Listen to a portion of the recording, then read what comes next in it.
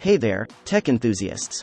Welcome back to Jhuxtello Itech, your ultimate source for all things tech-related.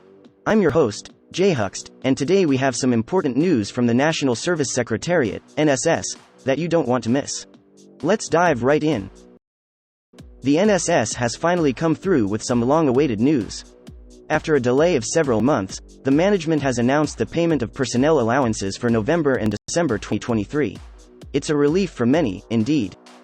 The Secretariat revealed that only personnel who have completed their assessment forms and biometric verification at their respective NSS district offices will be able to access these delayed allowances. So, make sure you've completed these steps.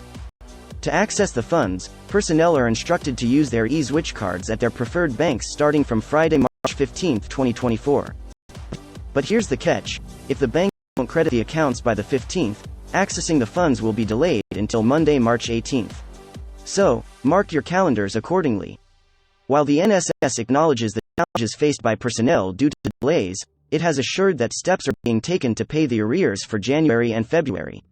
Stay tuned for further updates on this. The NSS also expressed gratitude to all national service personnel for their patience and cooperation during these trying times. Your dedication to duty has not gone unnoticed. Well, there you have it, folks. The NSS is working hard to ensure that personnel receive their rightful allowances on time. Make sure to subscribe to our channel for more updates on tech news and developments. I'm Jhuxt, signing off from Jhuxtello Itech. Until next time, stay tuned and stay tech savvy.